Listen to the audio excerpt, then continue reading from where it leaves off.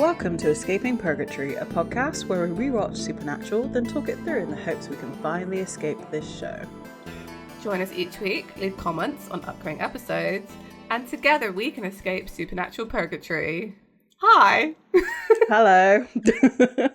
Rage. Just full on rage for this episode. Here's the emotions I went through of I watched this episode, got really angry about it, and then sat down to record this with you, looked at again who wrote it, and I was like, are you kidding me? This was Andrew Dabb. Are you kidding me? Yeah. So this is season 8, episode 14, Trial and Error, written by Andrew Dabb and directed by Kevin Parks. Love the directing. Kevin Parks, ace job. Yeah, it was a really good really episode. Love, great. Yeah. But Dabb can go suck a lemon right out of this asshole.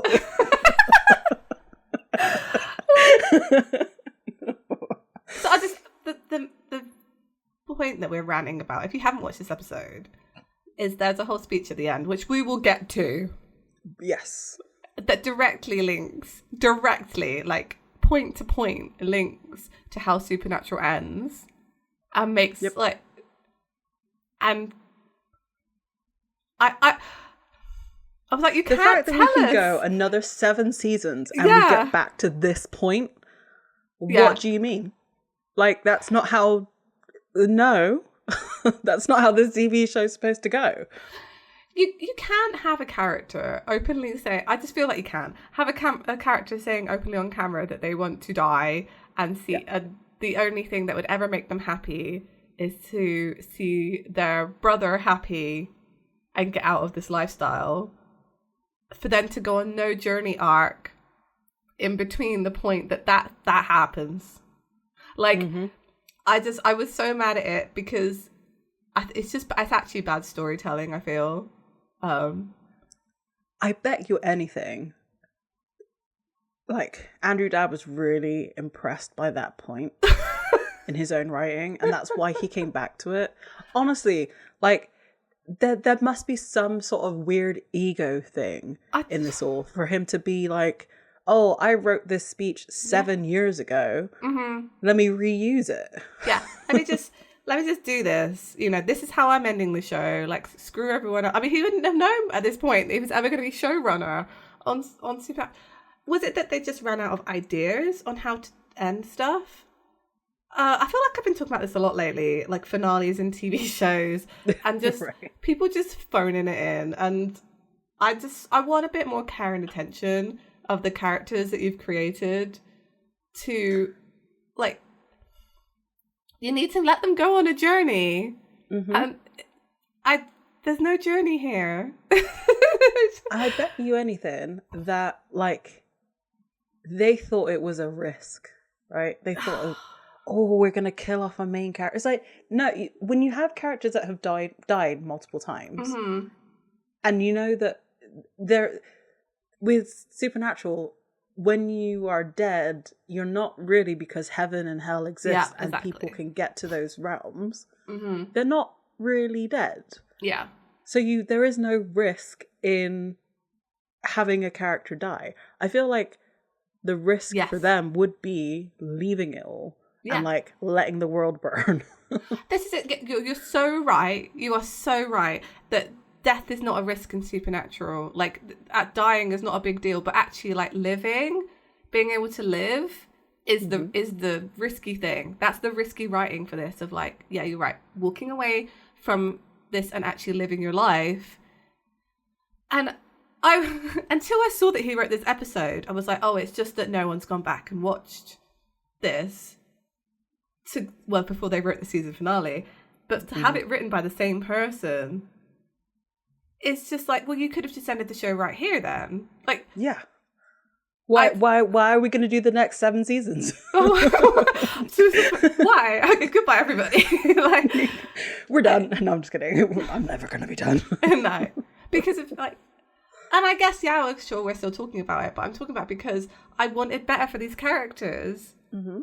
I think it's bad storytelling to have a character who has no other meaning in his life other than seeing his brother happy, to not realize that he can live his own life. Like, the character development isn't there. The problem also is that, so the very, very, very last scene of this is Sam rebutting his whole rebutting his whole argument, saying like, no, you're just as good as me. Yeah. You should also want to live. And that gets ignored. It gets ignored, yeah. And I love, you know what? I will say that. I love that bit of this episode. Yes. I thought it was absolutely great. And again, it's showing a character arc from the beginning and saying like, actually, this is you. This is what you should be working towards. Mm-hmm. And then it just never happens. So nope. I was mad at it. And I've forgotten about it. So what was really funny, so like, as Dean was talking about doing his little speech again, which we'll get to. Yeah. I got so mad that I paused it. Yeah. Had a little steam walk around my living room. Sat back down again and had to like go back to make sure I'm hearing it correctly. Yeah. Like I let it play out and I was like, no. I need to listen to this like minute again to make sure that I didn't just hallucinate this. And like, no, I didn't. It's canon. Yeah. I don't know. The thing is, I love this season. Yes. And I actually love this episode too. Like, it's actually a really solid episode. It is. But it makes me mad. It makes me so mad. And I think this is the thing with season 8. Like, maybe it was supposed to end here, right? Yeah. And they'd written another arc where it would have been good if it ended, which is kind of the same with every season of Supernatural, that they then have to extend it when they get renewed. And so it kind of softens what would have been quite an impactful ending to the show, right? Which is why I still don't understand why the end of season 15 was so bad, because they knew it was ending. Like, they knew they were never going to have to soften the ending like they do with season 8 here.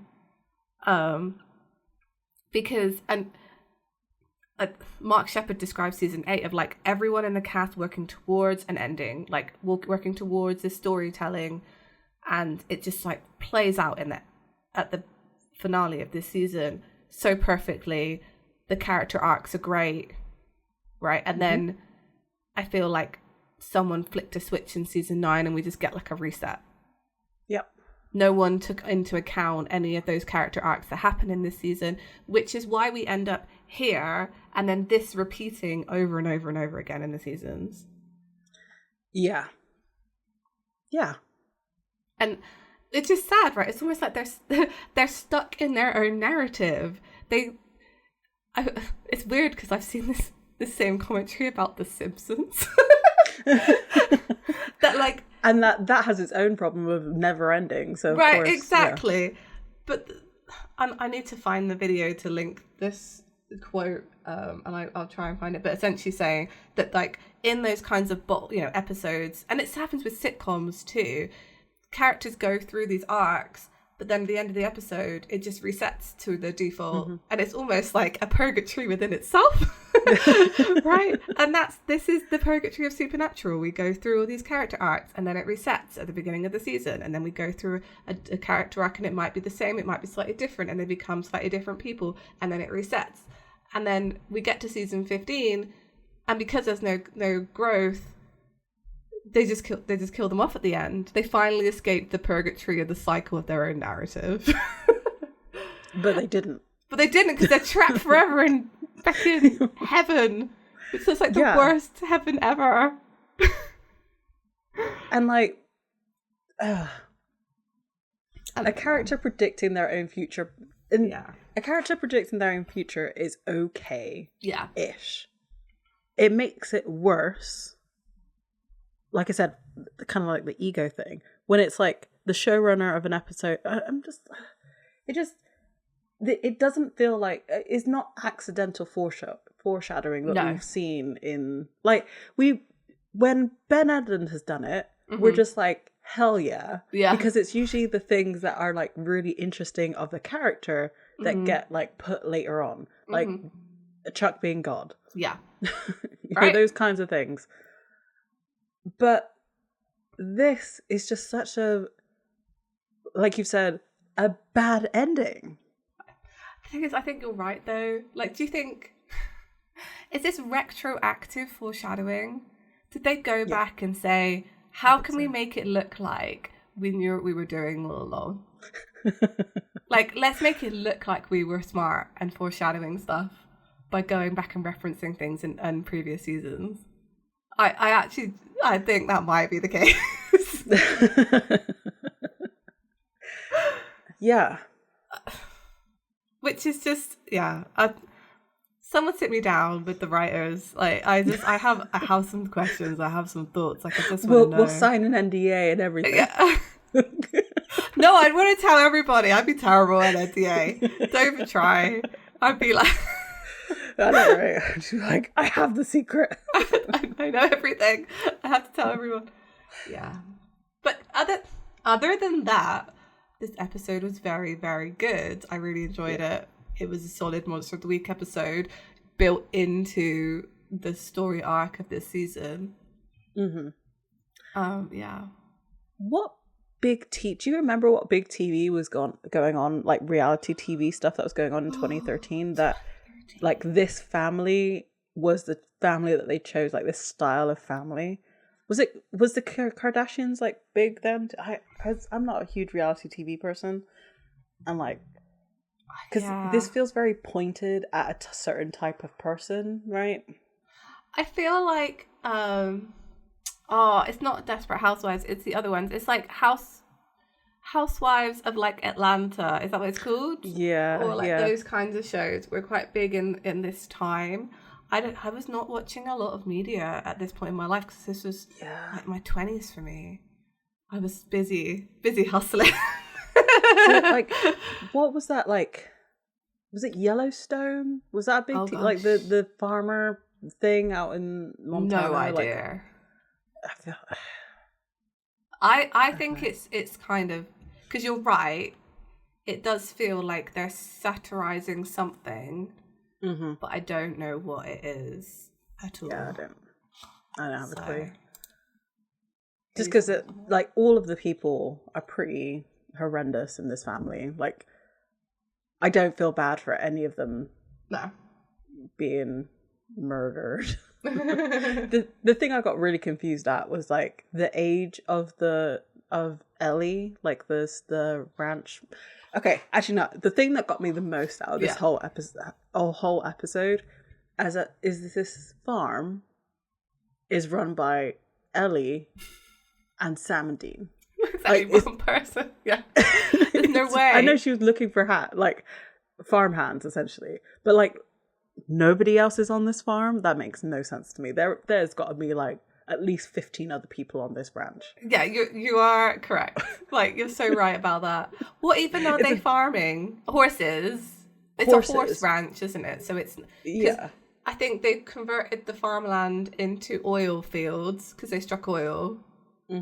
So they've just got horses now. And if 911 Nashville taught me anything, is that it takes a few people to run a horse farm ranch. Right. Yeah. And they probably house other people's horses and stuff like that. Like, usually a ranch like that doesn't have, well, I'm assuming, like, I know I'm not a horse girl, but like I feel like people who can't afford to have a horse on their own property give them to other people to look after. That's a thing. And that's because, people have money, right? I live in farmland. There are a lot of horses near me. A lot of riding schools, So, yeah, that's the thing. People also like rent out their horses too. That's a whole thing. Right. Horse people, you know what we're talking about. But yeah, you're right. There's no way. Also, it would be dangerous to work alone like that, I feel. Also, and like, she just lets these two random. We can talk about this into the episode. She lets these two random guys just like rock up. No, nothing. She didn't even look at their IDs. Nope. I mean, they did give their real names, I guess. But like, she's also, by all accounts, 23. and she's so. running this ranch, and she's moaning that the whatever, I can't remember what the oldest sister's name is, that she doesn't want to, like, I don't know, it felt, she felt like she was really, like, the Ellie, the ranch manager, was really old but also really young. Like, I don't know which one. She's a Dean archetype. She's old, you know, she's wise in her years despite being young, because she's seen some stuff. That's the kind of, but what's she seen? I don't know. People with money. she has a very, like, devil may care Dean Winchester attitude, and that's all we're supposed to really know about her, I feel. Yeah. There were definitely moments where Dab's sort of odd choices came through, like her mum having Parkinson's, and like her being able to look after her mother with Parkinson's as a teenager. I'm like, yeah, okay. Well, maybe, I know it happens in the world. Yeah. But like, I don't know, just some of it was just like, what? There were very limited cast in this episode, right? Yeah. So you had to make the most of what they were doing. Yeah.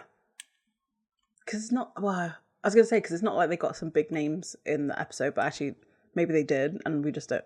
We just don't know. We just don't know. I don't think so. I didn't recognise any of these actors. But yeah, I liked Ellie as a character, which I thought, and I feel bad for what happens to her, because, like, but we'll talk about that too. Yeah, we will. Do you want to get into it before? Yeah, I want to get into it before we just do the whole episode. Hey. Perfect. Okay, so we have the recap, and we get like a real throwback to how Sam and Dean discovered Crossroads demons way back in like season 2, I think it is. And like how they have the hellhounds around. I love that they went back to the Goofer Dust guy, because they didn't bring up Goofer Dust in season 4. They didn't. Or 5. Now they remember it. Exactly. I made a comment back then, and I was like, Goofer Dust. Anyway, it's fine. They got it now. Yes. We're here. We have a bit of Kevin try. Oh, and we see that Crowley can control hellhounds. Yes, of course. Well established, yeah. Yes. We see Kevin trying to read half the tablet and struggling. We also see them first getting into the bunker. I still love that shot with them going into like the library area. Yes. I think it'll be my favorite forever. And then they play the you so predicted this, yeah. the same guy's like intro, and like I can't unhear how dramatic he is. Like, I even wrote like, if knowledge is power, then this place is the most powerful place on earth. I was like, wow. It's very if there's a lock, there must be a key. Yep. Look, they found a key and they found a lock. They did. They did it. He predicted it. Yeah. We're here. And so we're now at the houseboat, and I realised that it's called Fizzy's Folly. Yeah, it is after Fizzles. The puppet. Mr. Fizzle's Folly. Yeah, Fizzle's Folly. Yeah. I love that. It was great. I loved it too. And then we get this whole montage of how Kevin's day-to-day is, and it's horrendous. He gets up super early, 5 o'clock in the morning, and he scratches off the time, and it's sort of early January, and he's trying to read the tablet. He makes himself some hot dogs. He takes some aspirin. He does it. It's 2 o'clock in the morning. He goes to sleep, wakes up again, and like as time goes on, you see him marking off the calendar. And we get into February, so he's been doing this for like a month. Sorry. As I say, was this not just very like reminiscent of your university days though? Like I felt a strange sense of deja vu. No, I didn't take university all that serious. I did like a throwaway course. Like, no. That's all I gotta say to that. I mean, maybe in grad school I did do some all-nighters and stuff like that, but even then, I don't know. But this would have just been Kevin if he'd got into wherever he wanted to get into, Harvard Or this is true. yeah, Princeton, I think Princeton. That's the one. Yeah. Yeah. It's just how he's built. Yes. I think that's very true. Because I think that is part of it. Like, he's very proud of being like AP. This was his character when he come in. I don't know if anyone else could have like attacked the tablet with this much. Like, he's just so disciplined in like getting up at the 5 every day, spending his whole day reading the tablet. Like, and I understand that it's also, and he says why he's doing it too, like the reasons behind it. Yeah. But I can't help feeling that he would have done this without the stakes. And maybe that's because he's a prophet. But the thing is, like, you got the idea from his character that he's only ever studied his whole life. Like, he's never had any fun. He hasn't really experienced the world. So this is kind of the perfect... He was kind of trained for this, right? In trying to get into Princeton or whatever as well. So I feel kind of sad for him because I do feel sad for Kevin and his ending as well, because he never really got to experience life outside of this, like, studying monotony. Yeah. Yeah, absolutely. Yep. God, it is really sad. Yeah, it's really sad. Yeah. So the same routine goes and it gets like faster and choppier as it goes, and you can just tell it's really starting, like, his facial hair is going through a little bit, the circles under his eyes are getting bigger, and then eventually, so I feel like the way that he's attacking the tablet now is to like decipher each symbol to then be able to read it rather than just like reading the words. Which is why it's taking so long, because he's got like sticky notes and stuff that he's writing like one words on, and then eventually he stands in front of his like red string board. Yeah, it is that. And he's like, holy crap, and then his nose starts to bleed, and then says holy crap one more time, and then he just faints. Yeah, that's definitely the anemia, surely, like from eating hot dogs, no vegetables. That, and he was having a lot of aspirin and like the headaches and all of that. Yeah, I'm pretty sure. Having what, 2.5 hours of sleep every night. I mean, maybe he's got scurvy. Enough. Like, honestly, come on. That's true. This could be a lot of stuff going on. Yeah, and I mean, that was a month, and like, I find that hard to believe that Garth wasn't giving him a salad. Yeah. Bringing him an avocado, saying, "Come on, my guy, you gotta eat this up." And then we get the title card. Yeah. So, I love this. I love this montage.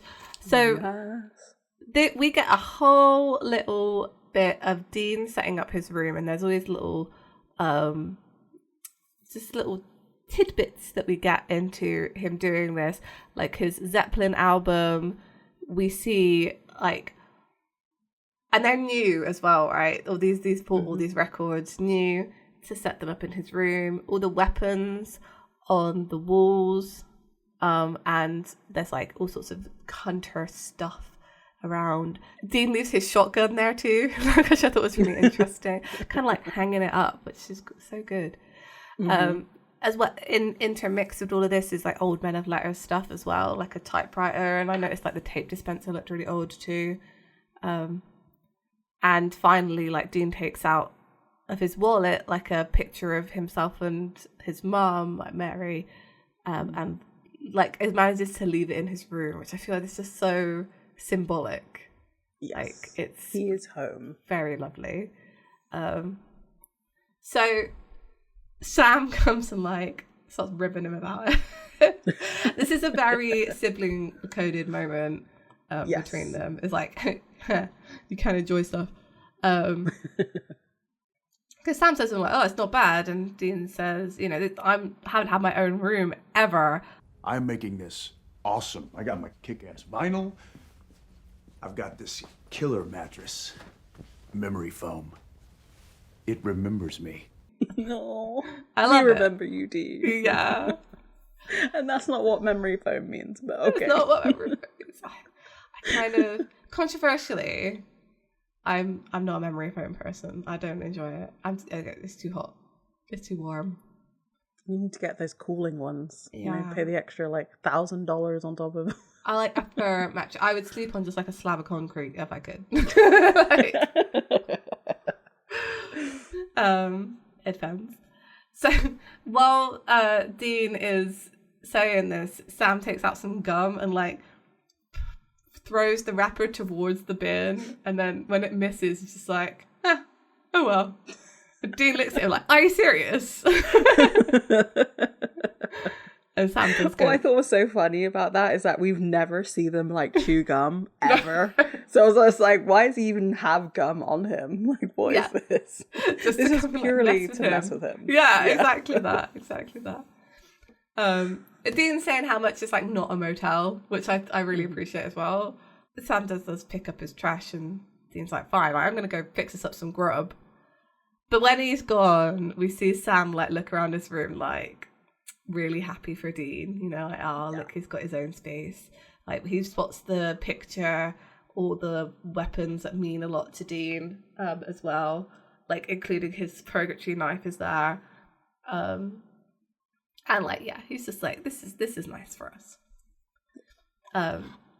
This continues as well because so good. Sorry. How close do you think those bedrooms are? I think they're like on opposite, like different corridors. They're not even anywhere close to each other. Yeah, I don't know if this is ever established. I don't think it is actually. Yeah, I would be so far away. I'd be like, no, you go to the other end of the bunker. This is Dean's hallway. Yeah. You can have Sam hallway over there. So again, that is so that yeah. Yep. Anyone who has a sibling knows. I'm surprised I didn't have a scene of them like drawing a chalk line. Like, I know. no, this is mine. Getting some like masking tape out and like taping. I would do that now as an almost middle-aged woman. I'd be like, oh yeah, no, this is my half of the room. I don't want to get your stink on everything. Yeah, cooties. So we go to the library, and Sam is now doing stuff, reading. And Dean comes in holding some food, and Dean's like, "What you reading?" And Sam says, "Oh, everything." All right, Sam. Little scholar boy. Yeah, and Dean is happy for Sam too. He's like, good, you know, someone's got to do this. Sam looks dubious at the plate that's put in front of him, and he's like, you made these? I forgot that Dean's not really been established to be able to cook, because it's such a thing in the later seasons. Well, the thing is like he has spent a year with Lisa, so he at least would have cooked something then. I mean, unless they go in the whole like, oh, Lisa cooked and cleaned everything. Blah. Don't we see him like grilling at some point? Yeah. I think so. So yeah. He's a dude. Dudes deal with meat. Yeah. Why is that? I don't understand. I've never understood the link between like cooking meat and masculinity. What is this? I mean, I don't know. So Dean's happy they've got a kitchen, and Sam's like, I didn't think you knew what a kitchen was, and he's like, I'm nesting, okay, eat. But yeah, you're right, he definitely would have cooked for Lisa, so he just probably never talks about it. I get, hey, this doesn't talk about Lisa. Also, who prepared all your meals, Sam? Yeah, they were kid meals, but he made the like, I don't know, beans in a can. the cereal, he poured your cereal, man. Yeah. And so Sam does like try this burger quite dubiously because again, siblings, even though it probably looks fine. Dean is like happy watching him eat, you know, he's like, yeah, I'm providing. You know, the thing that would have made it, I think, is whenever you watch somebody eat, like in real life, you actually end up like mimicking them taking a bite, as if Dean was like trying to take a bite at the same time as Sam was taking a bite. I feel like that might have sold it just a little bit more, but it was still amazing. Like this whole bit with how Dean is acting in this first scene is just, I loved every moment of it. It's like mother hen. Yeah, it's perfect. This is good characterization, right? This is character development and growth of like, this is how we see him settle into somewhere, putting down roots, clearly, you know, doing okay. So and like the food is good. Sam is saying like, wow, it's amazing, and Dean's really happy. He's like, you're welcome. And poor guy, he's just about to take a bite of this burger, and the phone rings. Common, we said, like, phone ringing interrupts everything. Dean picks up the phone. It's Kevin, and Sam just says something wrong, and Dean's like, guess. Right, when is it ever not? So they both decide to leave, but I really like the detail of like Sam like looking at his burger and then taking it with him. Like, that was great. Do you think no, I think those are plain plates, but you could see the men of letters like gold I don't know what, it's not engraving, but gold paint on the plate with the little, they feel like those kind of people that monogram everything. They probably are monogrammed men of letters plates for sure. For sure. I feel like they didn't have to buy anything to furnish this place, you know? No. So they go to the boat to see Kevin, and I don't know how Sam, on seeing Kevin, didn't immediately invite him to the bunker. Like seeing the way he lives, I was just waiting for it. I was like, invite him in, bring him into the fold. You guys are eating home cooked burgers and sleeping on memory foam mattresses. Bring this child in. Yep. Because like, there's a point in this that Kevin says he can't leave because he's being chased by demons. So like, take him into the place that is safe from the demon. Anyway. Yeah, I know.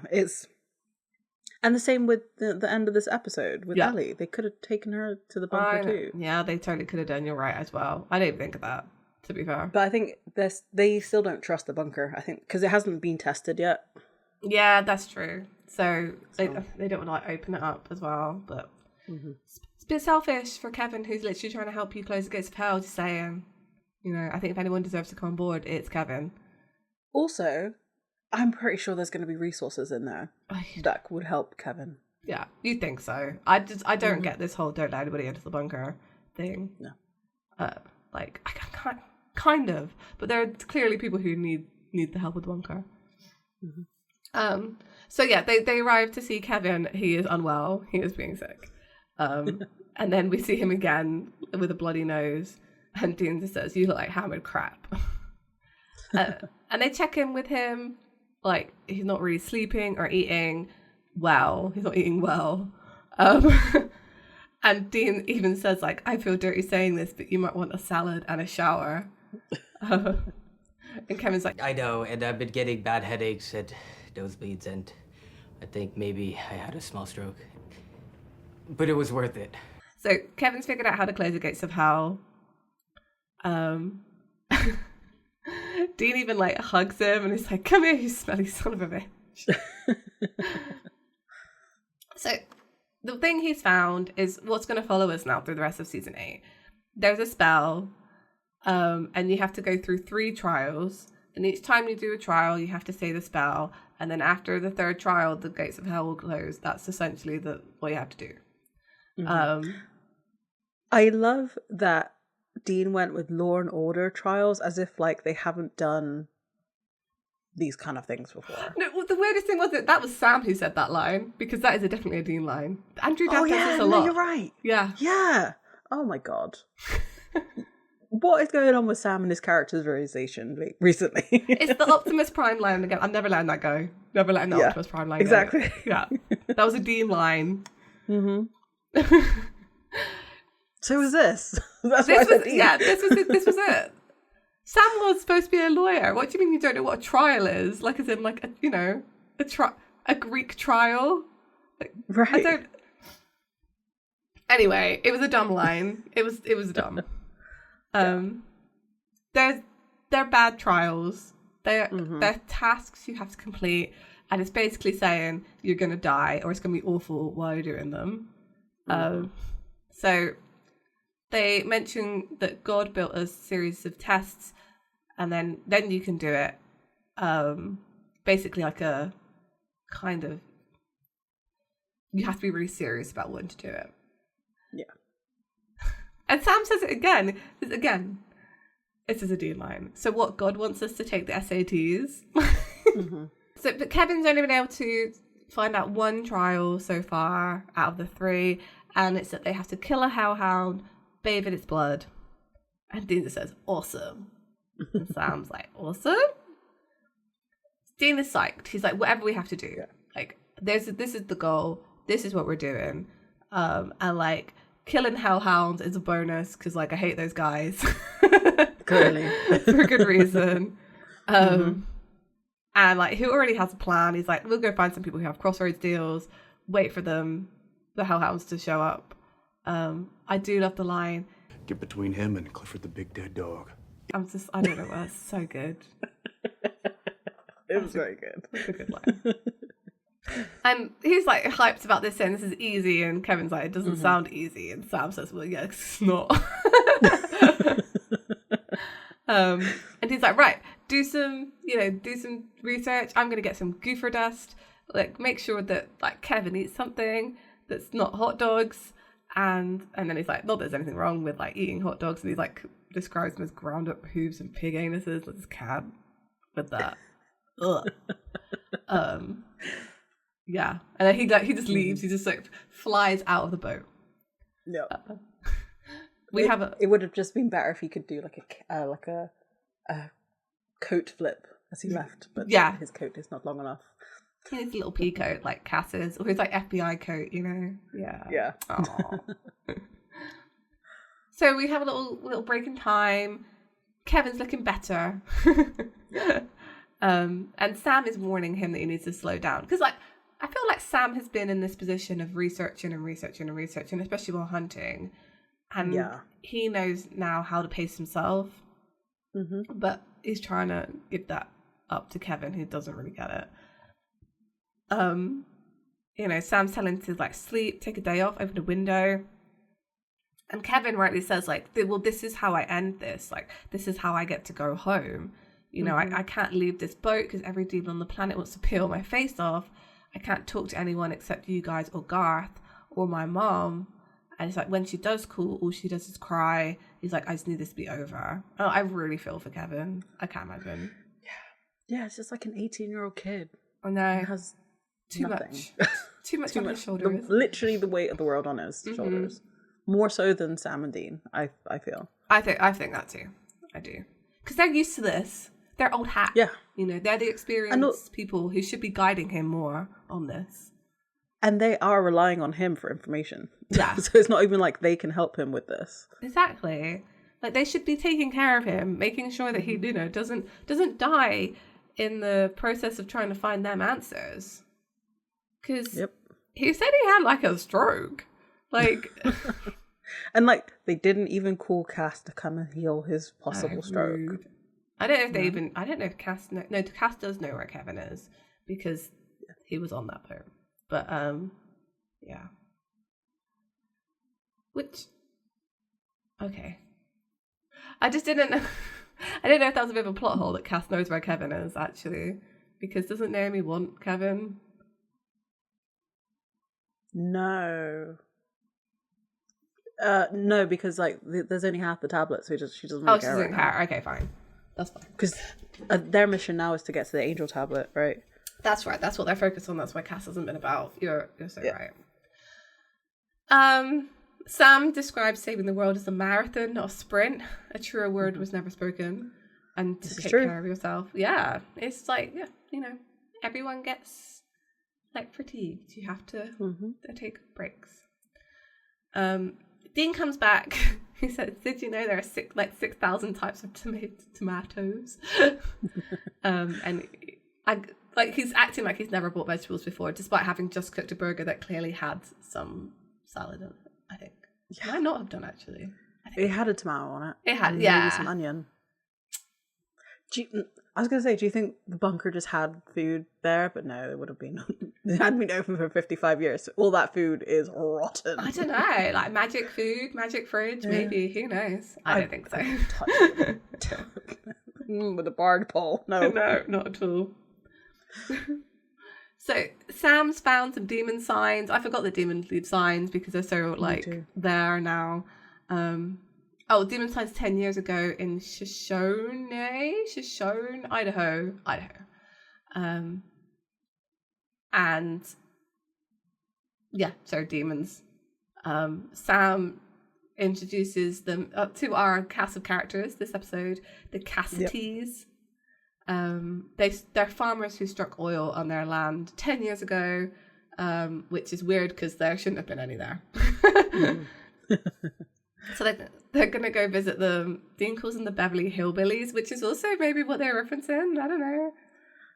I feel like that's a really old show, though.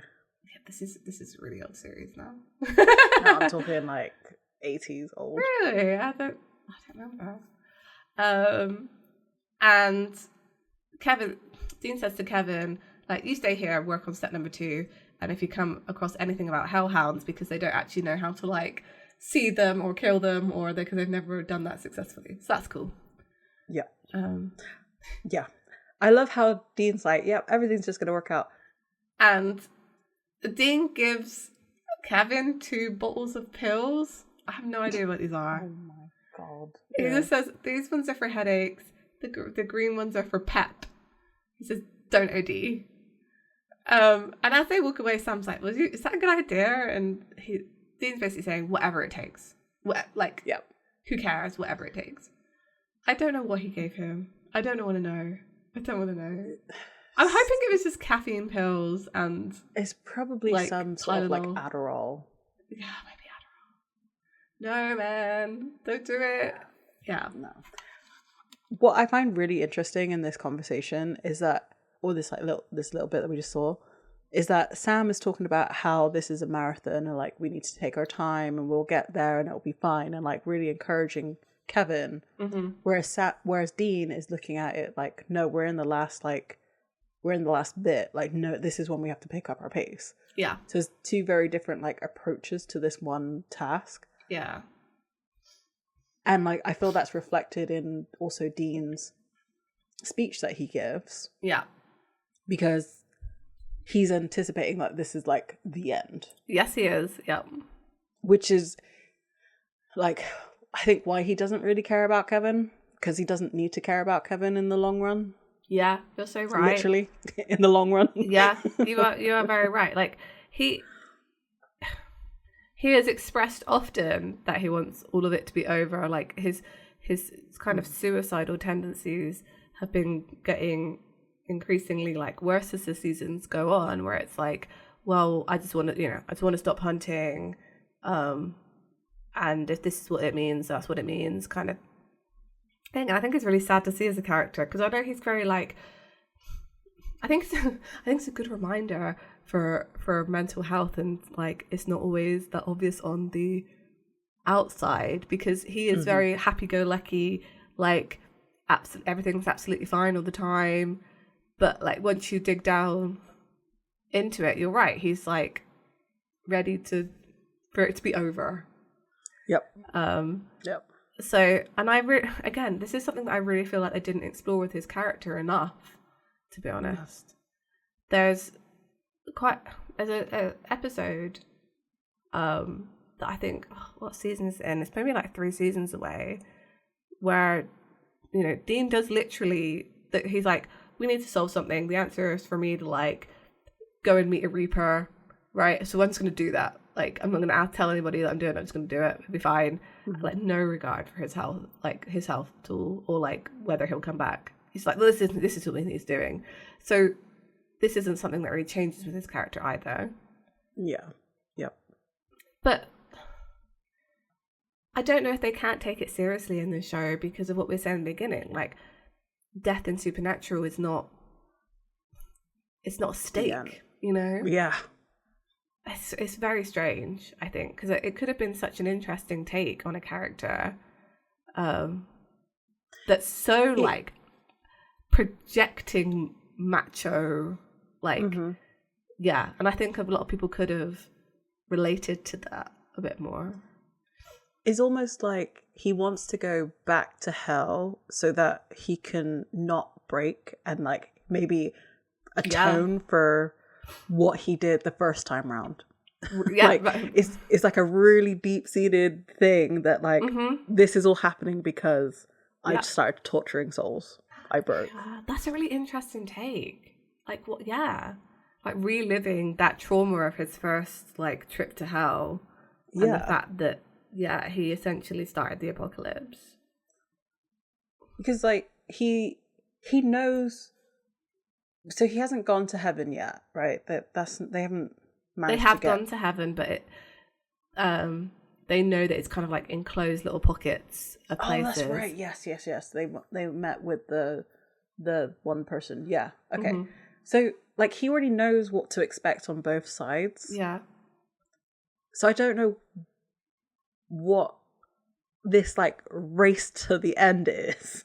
Like surely maybe he does think he's gonna go to heaven. I don't know. I think it's just like he's been responsible for people his whole life, right? He's been responsible for Sam, he's been responsible for John, he's been responsible for the apocalypse and like everybody's lives. And I think he also had kind of that time with Lisa where he wasn't really responsible for anyone other than himself, Lisa and Ben. And I think it's a tiring thing to do, to be that responsible for people all the time. At these high stakes that they have in Supernatural, it's literally like saving the world is a lot, right? So I can imagine that it's like just again wanting not to have to be responsible for everybody ever, and but this is why it's interesting that they don't give up hunting at the end of Supernatural, because I think they can't. That does fit with their characters. Like, I feel like they can't put it down, that responsibility. They, like, can't put it down. And literally, like, it has to be forcibly taken from them. I mean, Sam manages to, I guess, in the end. But, like, for Dean, he can't put it down. So, I don't know. But that's what I mean about character arcs, right? Yeah. He could have learned to let someone else take that responsibility from him and not have to be responsible for people all the time. And who could have been a good vector for that? Hey, what about Cass, who says things like, "It's not your job to save everybody, Dean." Yep. I mean, it was right there. It's right there. Right there. Yeah. I just think he's such an interesting character, and I feel like this is one of the aspects of him, because at the moment he's presenting so like, yes, let's go, let's do this, right? But what he's actually asking to do is to essentially go through horrendous trials to save everybody on Earth, which might result in his own death. Like, this is not a get up and go no peppy situation. And okay, sorry, I'm derailing it some more. Is it because he knows in quotation marks that by completing these trials, dying, that he would physically not be able to get to hell because it will be closed? That as well, right? I think going back to what you said, I think that's the kind of almost like responsibility that he feels for all of these things. But also, he has been to hell. Like, removing that option for people is, no bad thing. Ultimately, I think where they end up in this is like they want to close both, because heaven's so manipulative, hell is awful. So like basically the afterlife is rigged, right? Right. And not kind of how it should be for anybody. So they try and kind of change that. Because hell in Supernatural, loads of torture are terrible, right? Heaven, essentially a mind prison. Right. So is it necessarily any better? Like, I think that's the question that they're asking of it in this state. But yeah, you're right as well. Like, does he think he's just gonna have the Hunter funeral doesn't mean anything? Like, they're gonna find that out. But well, they found out with John, because John was in hell. That's true as well. After Hunter's funeral. It just stops you. So then he did. Stops you being a ghost, though. It just stops you being a ghost. So is your like? Anyway, at the moment, there's no third option. Ultimately, the answer is Dean would probably just like to go back to purgatory. Like, yeah, you're you're right. the place where it all made sense. That's what he says to everybody. You know, everything felt pure and easy, because he only had to focus on like surviving. Again, didn't have responsibility for anybody other than himself in purgatory. I mean, Benny. Possibly looking for Cass, I say. But, like, there wasn't the whole weight of the universe. Because as far as he knew, they'd already saved the world, right? He'd done it. Right. Mm-hmm. So now all he had to do is look after himself. And it wasn't, didn't even care really about himself getting out of purgatory. It was about finding Cass. Yep. And yeah, because, well, we don't know how long he was in purgatory before he met Benny. Yeah. And in that entire time, it was just, he was on a mission to find Cass. Mm-hmm. It wasn't until Benny gave him the option that he could get out that he was like, okay, we'll do that then. Yeah, we'll get Cass out. You know, we'll do that. We'll get out. Yeah.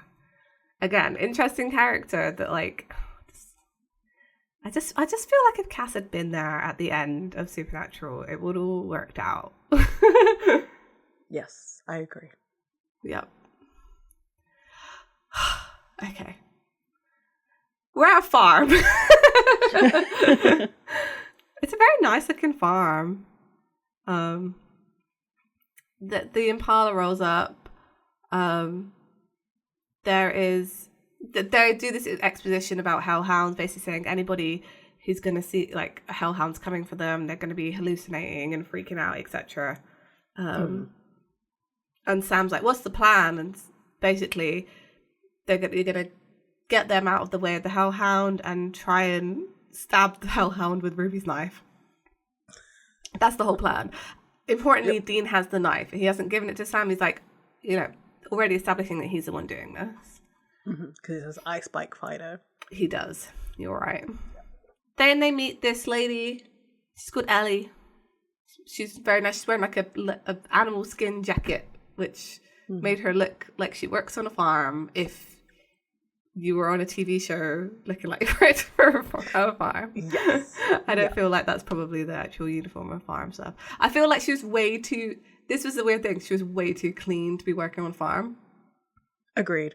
Those gloves that they were given at I guess there was new gloves, but like they don't get dirty. Yeah. I mean, maybe they're there for a day, so, but even still. But her jacket looked like brand new, you know? Yeah. I mean, this is a fancy farm. It is fancy. Maybe she doesn't really have to like do anything, you know? Yeah. Just kind of walk and look at the horses and go, yeah, all there. I don't know anything about horses. So they're looking for the owner and she's like, that's me. And when Sam asks if she does actually own the ranch, she's like, no, I just manage the property. Are you guys hear about the job? And Dean's like, oh yeah, of course. She explains like she's not too wary of them because they get their fair share of just people just passing through.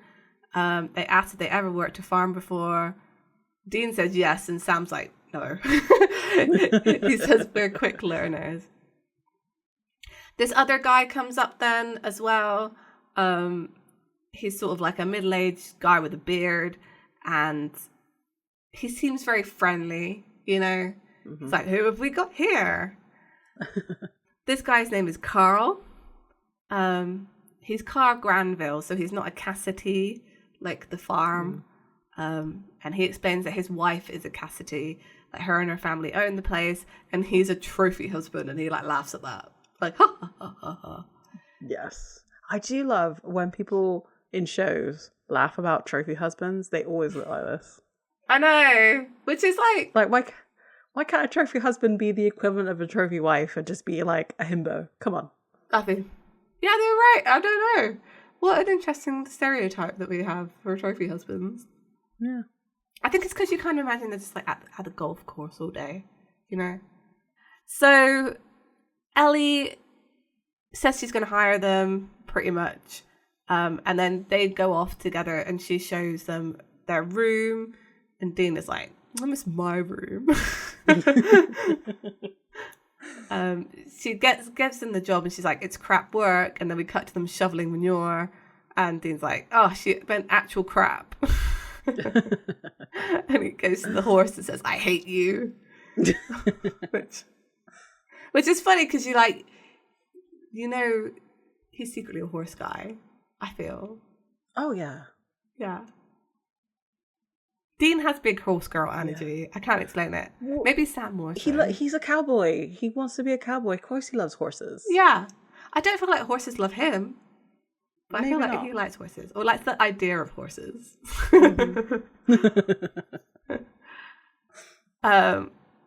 So we see, while he's shoveling, there's Ellie is talking to this older lady who we find out is Alice. She's the wife. She's the owner of the ranch.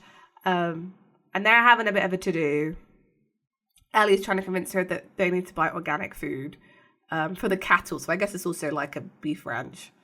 And Alice is saying, my land, my animals, my money, my way. End of story. And then storms off. Okay. And Dean commiserates with her like, oh, she's a real piece of work. She's like, she's sure something, but like, look, she's the boss, what are you going to do? Right. Then Ellie goes, oh no, Dean says drink, and like Ellie kind of laughs at him, and they have a little thing, you know, there's a little, I do think they had good chemistry in this episode, Ellie and Dean. I do, yeah. They just vibe on a good level. I feel like this is just Jen Stackles just having chemistry with everybody on screen, to be honest. But so Ellie leaves, Sam comes over and he's like, what's going on? We don't think it's Carl, we don't think it's Ellie, it's probably Alice. Well, they never even think of Ellie actually at all. They don't even only going through the Cassidy's. Probably it could be because of Ellie's age. That, you know, she's just too young.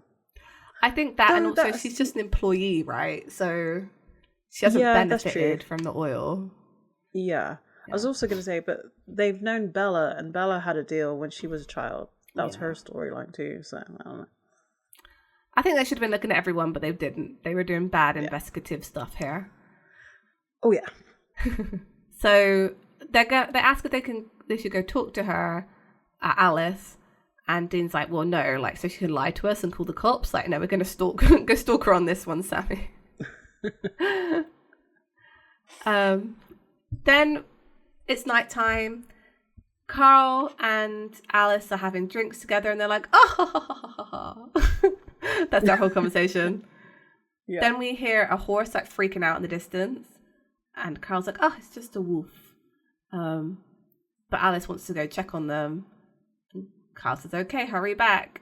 And he's not like freaked out at all or anything. Like, he doesn't seem bothered or worried, which I only realized later on in the episode why that is. Which I'll tell you in a second. So we hear the hellhound come up, grab him, and like gets him. It attacks Carl, and then he like there's blood splatter, and Carl dies. And I realised why he wasn't freaked out is because later on in the episode, we find out that Crowley, who made these deals, didn't tell anyone there was a 10-year limit. So he has no idea that anything's coming for him. And there was nothing around him for him to hallucinate at until the hellhound was on top of him. Yeah, exactly. So, yeah, they're kind of like not even sure anything's coming for them. So no one's kind of acting weird, which I think adds to the mystery of this episode, but it's not in character for Crowley. Yeah. Because he's a very terms and conditions kind of guy. In my mind, this is like Crowley's first deals. Like, he climbed the ladder real quick. Yeah, maybe. Yeah, possibly. I feel like he's been in Crossroads Demon for a while, though. Yeah, that's true. I think it's just an easy get out that no one's like freaking out. Mm-hmm. Other than, I mean, the spoiler is Ellie is acting strangely. Yeah. But no, this doesn't make sense though. Because she was acting like it was her last night on Earth, but she didn't know it was 10 years? Yeah. So why was she like, oh, well, I'm living it up because I'm Didn't she going to say die. something about somebody telling her something that something bad was coming? Oh my gosh, I don't know now. I'm really confused. There was something that she like instinctively, because she instinctively knew something bad was coming. Oh yeah, maybe But- that then. Okay. I don't remember. Maybe accept They that. did say something. We'll get to it. Yeah, fine. But it all makes sense in about 20 minutes. Or like an hour for us. Yeah, that's true. We take a long time. So we come back to the house and the sheriff is there and he's just like talking with Ellie and Dean.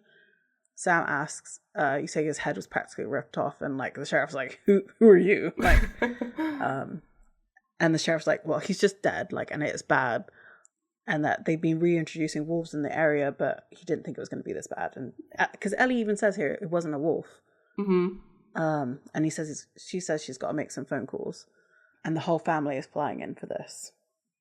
Yeah, and the sheriff just says all the Cassidys are under one roof. Good luck. Dean's like, well, Carl made a deal and he's dog food. You know, Hellhound's gone. And we've been too busy chasing a pile of Jack to stop it. And he's like, okay, let's get out of here. yeah. Sam then goes to the barn under the guise of like getting his gloves. Yeah. I don't know. Yeah. And he sees Alice there, like with one of her horses, and Sam's asking if she's okay, and she's like, yeah, I'm fine. It's kind of weird that I'm fine. Like, I know I loved Carl, but like, I just don't know why I love Carl. And I feel like this episode tied in really well with the release of the movie Obsession. Same kind of thing. Yeah. So that was pretty cool. Same kind of idea. Like somebody makes a wish to fall in love with them. And oh, that sounds like an happens. interesting... Yeah, I might watch that. It's horror movie. Love a horror movie. So Alice explains like their backstory, that her and Carl grew up around each other. They went to school, but like, and he was always mooning over her. But like, I used to make fun of him. She was a mean girl. Obviously. Yeah. And then Valentine's Day of 2003, I was very specific. I was at this party. Carl was there, and it was like I was seeing him for the first time. You know, suddenly he was cute, smart, and funny. It was magic. And then she and Carl were happy for 10 years, and now he's dead, and I'm not sad or angry, I'm just fine. So Sam goes to the room that they were staying in, and Dean is asking for some graveyard dirt. Yeah. Because he wants to summon another Crossroads demon. Since plan A has bombed, they're on to plan B, and they're just going to try and capture a demon to get a dog, Hellhound. And Sam's like, well, yeah, that'll work until Crowley finds out. I'm saying the wrong one now. Yeah. And then, like, he won't just send one Hellhound, he'll send 100. You know, that's not a plan, Dean, that's suicide. Yeah. He's like, well, you got a better idea? And Sam does. He has plan C. And plan C is that because he's found out that Carl didn't sell his soul for oil, he sold his soul for Alice. Yes. And that, you know, when one demon makes a deal, more than likely there's going to be others. That's what it sort of boils down to. Yeah. And Dean's like, okay, well, so you want to stay here and like scope him out? He's like, no, I want to stay here and kill a Hellhound, don't you? Yeah. And so Dean says, okay, 2 days and then we do it my way. So like, we're going to try plan C, and if plan C doesn't work, we're going to go back to plan B. Yeah. So it's now daytime, and an SUV is pulling up, and three people get out of the car, and as they're getting out of the car, we get a narration from Ellie to Sam and to Dean. Yes. About who all these people are. And so there is Noah, who's the father. He's 71 years old. And he's married wife number 5, a 20-year-old lingerie model. And then Alice comes up and like hugs her dad. Then the middle child Cindy comes out. She's wearing like some odd dress. I don't even know how to describe it. It's like sequensy. It's like rich people trash. Yeah, yeah. Like, she paid a ton for it, but it looks cheap. Yeah, exactly. Yeah. Mm-hmm. And she became a country singer. She got like a huge hit a few years ago, and now she sings like holiday songs for dogs. Which, why not? That is a career I want, actually. Right? I could see Soldier Boy doing that too. Yeah, me too. And then we see a last woman come out as the youngest, and she's Margaret, or Marge as she's known later on. And she ran away before Alice and Carl tied the knot and lives in Paris. Mm-hmm. So Sam was there. I don't know. I can't envision the scene anymore. It's like it's kind of gone. The things that really stuck out to me in this episode are the speeches. So I'm like, small details are gone. So Sam asked, like, how does Ellie know all of this? And we get her backstory saying that, she's 13 and she has eyes. Mm-hmm. And again, it was at this point that I was like, yeah, there's actually nobody on this farm, because she's like, okay, it's all hands on deck tonight. I need one of you inside serving and pouring drinks, a lot of drinks. And like Sam is what's the involunteered? Voluntold. Voluntold, that's the one. My favorite word. Yes. And someone who has to man the grill. Mm-hmm. It cuts to nighttime, and Dean is manning the grill, and Ellie comes up behind him. He's like impressed, and this was a dab. He had to just put this in. He's like, yeah, I do like a man who can handle his meat. See, I know, but like it reads as like almost like a gay joke to me, and I can't explain why. I mean, yeah, but I understand it's not. But I didn't even make the link between what you just said until you said it. And I was like, what's she trying to say? She likes guys that are into other guys? Like, is that what she's trying to say? And now you just said it, it makes way more sense. But maybe my mind just goes there.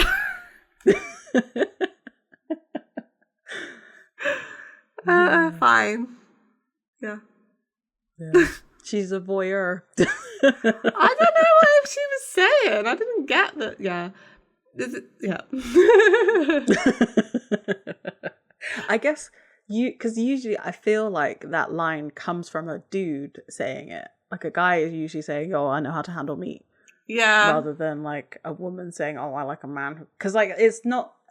That's a dad joke. Is a gooner dad joke.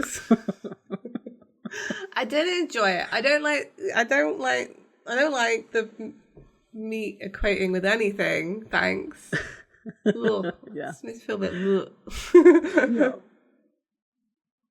And then we cut inside the dining room, and like, Sam, come on, make an effort. Like, your shirt is untucked. Yeah, he could have at least tucked his shirt, and you're so right. He rolled his sleeves up, I guess. That's all you're getting.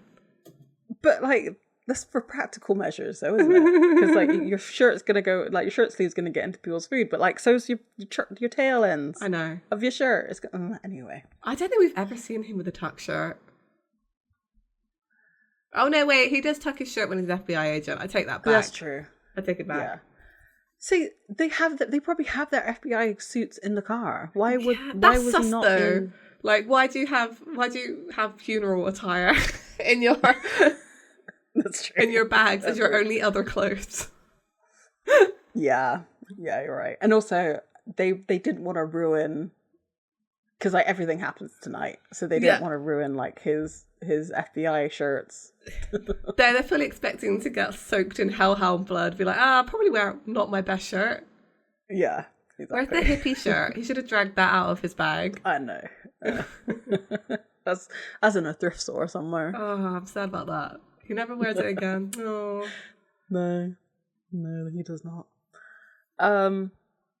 So Sam pours a a small amount of wine into Cindy's glass, and it was this scene also that you realize that this whole family is horrible Yeah. to each other. They're all like ribbing at each other, like because Alice isn't really grieving. Marge is like, "Oh, why aren't you sad? You know, I thought he was the love of your life." And the dad is like, "Well, she could have done better." Which, wow. Yeah, like who are you to say? And that's what Cindy says. Yeah. Because Cindy says maybe Alice should marry a child, take after her father. And I didn't clock that her name is Ivanka. Is literally Trump. Is literally Trump. Is this a comparison we're making in this episode? Yeah. Potentially. Yeah. Yeah. Yeah. This is back in, Yeah. 2013 when you're allowed to make those jokes without, being taken off the air. Losing your citizenship. Yeah. Get entertained. Yeah. And Cindy goes on to say, right, she's a prostitute who looks like a child. Yep. Right. Anyway. So Marge says, "Are you done?" Alice is in mourning, and Cindy is drunk. And she says, "Oh, I'm sorry, Margie. I didn't see you there. You're too far up on your high horse." So, I love the way that Sam is like milling around in the background. It's like so he tries good. to go for the plate and he can't do it because she's moving around too much. It was hilarious. He's so awkward. Like, he just can't get out of the situation and desperately wants to, but also needs to listen to them to find out which one made the deal. Yeah. So we find out that Carl had actually slept with Marge first and then went on to like marry Alice. Yeah. Because Marge was fat. I don't know. It was horrible. Again. Yes. They're just horrible to each other. Come from they're awful to each other. Yeah. Sam and Ellie sort of leave them to their vitriol at each other. And Sam just asks, are they always like this? And she says, more or less. And it's like, how can you even work here? And Ellie's in love with the property, not the people. Yeah. Like, because she can tune that out. We find out that, like, they were in an old crappy house and, like, a traveling salesman came to dinner. Was the last time that they all sat down. Yes. Sorry, sat down together. What's his name?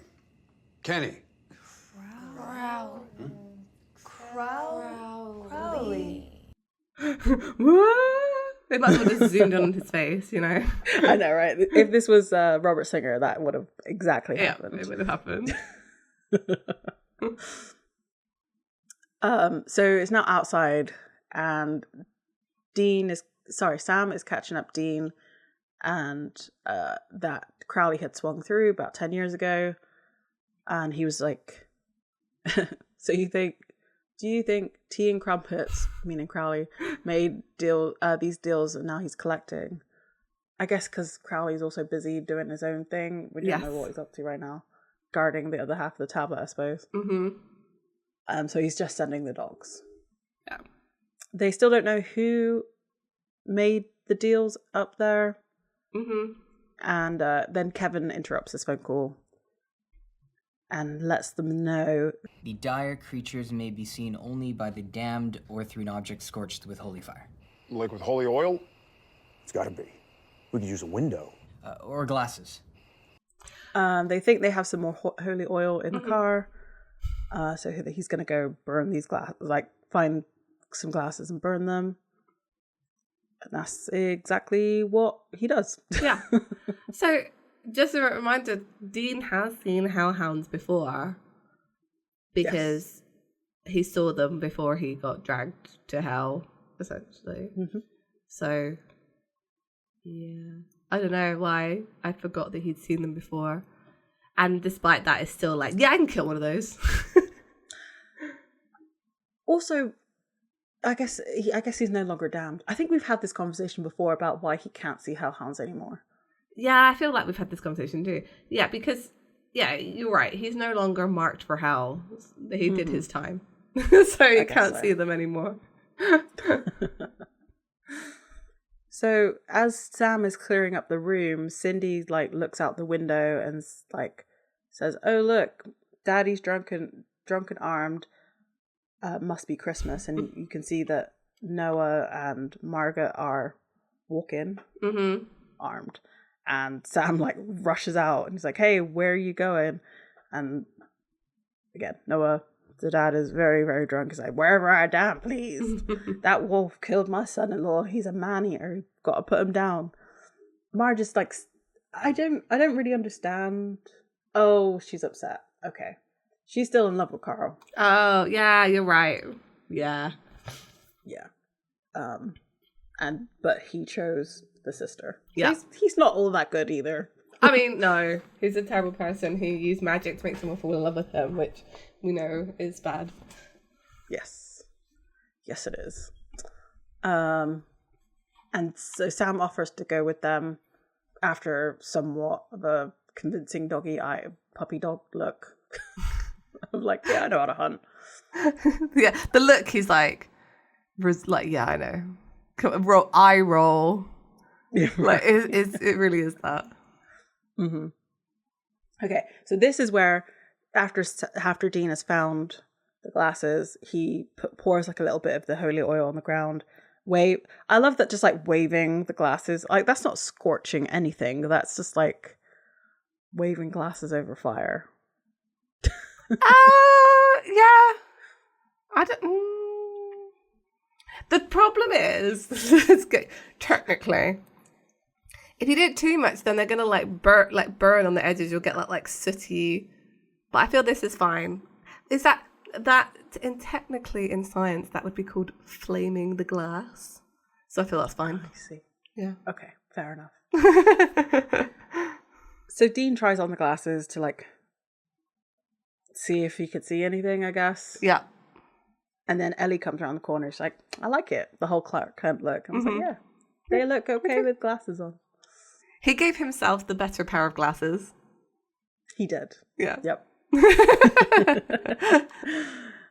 And then Ellie comes on to Dean. Yes, she does. Very, very forward. She's like, "Hey, so I think you're really hot. Do you want to go to my room and have sex?" Is Ellie a virgin? I don't think so. I think so too. I don't think so. No, I don't think so. No.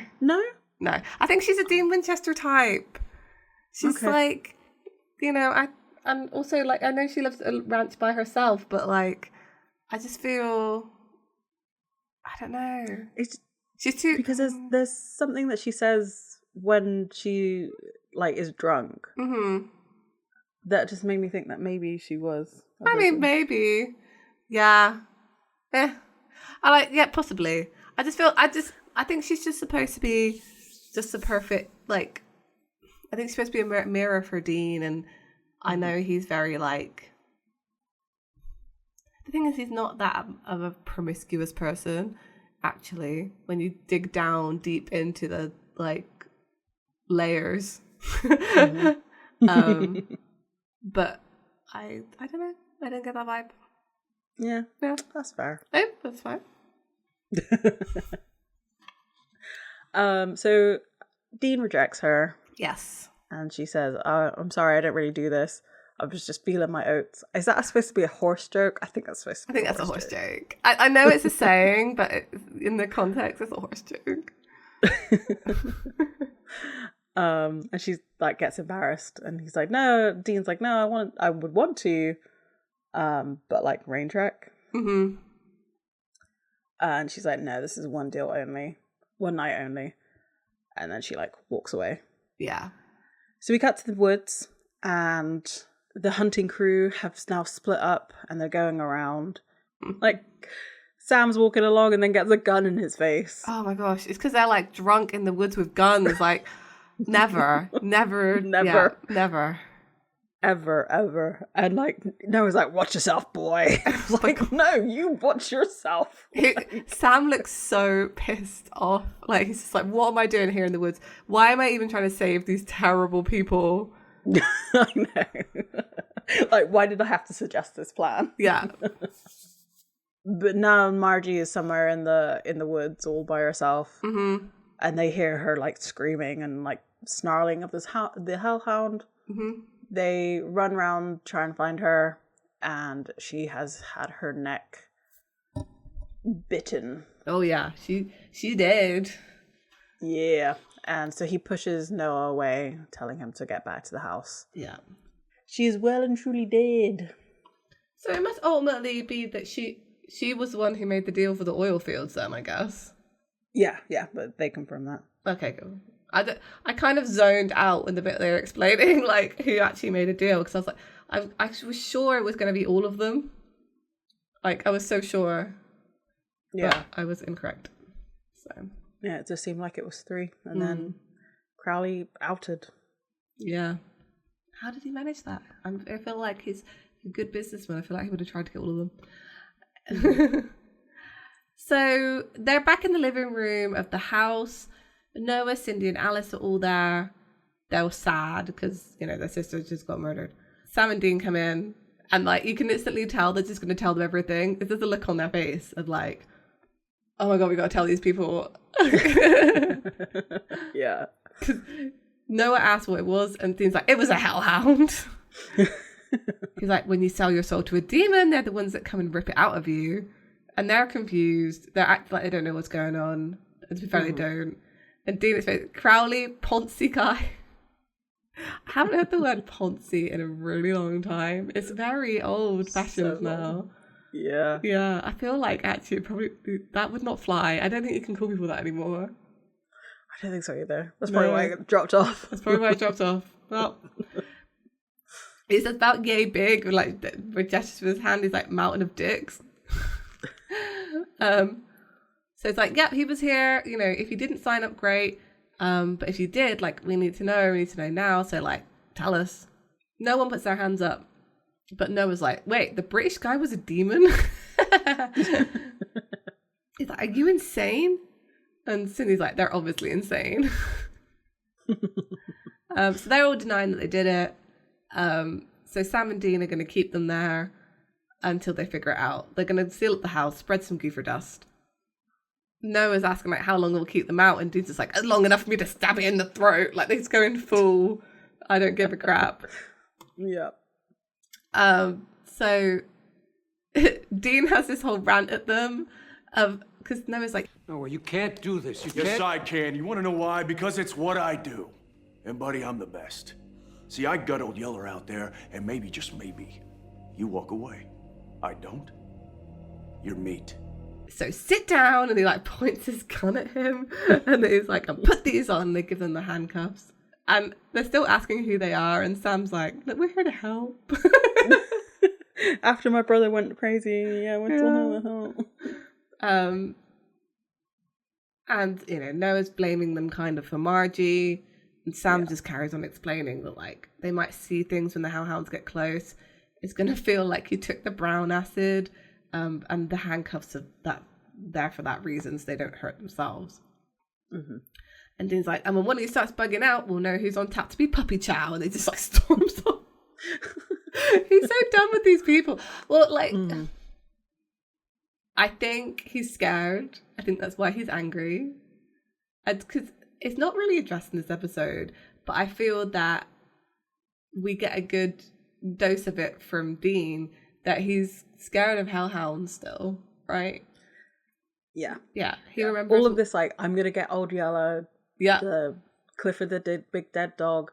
Like, all of these references are him, like, hyping himself up. Yeah. Fido. Like, yeah. All of that is just bravado, because he's actually terrified, I think, of these. Oh, yeah. Yeah. He also calls him Huckleberry Hound here, too. So. I mean, there's so many good ones. He's done some great ones. So they go outside, Sam and Dean, after spreading the goofer dust.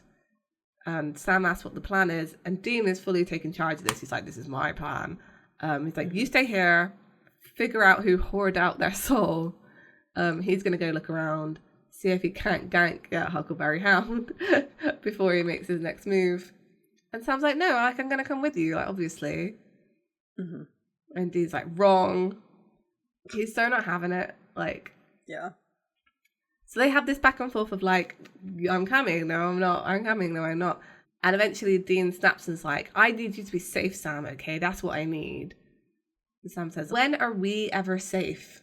Which is true. Right. And Dean says this is different. Because of the trials, God's little obstacle course. And he says, we've been down roads like this before, man, with Yellow Eyes, Lucifer, Dick friggin' Roman. But we both know where this ends. One of us dies, or worse. And Sam says to him, so you just decided it's going to be you? Which she has. Yeah. Yeah. And Dean counters that with, I'm a grunt, Sam. You're not. You've always been the brains of this operation. Sam doesn't really have anything to say to that. And then Dean does this whole speech, which is the reason we were yelling at the beginning of this episode. So I'm going to read through all of it, even though it's long. And Annabelle will probably cut some in here and there. So Dean says, you told me yourself that you see a way out.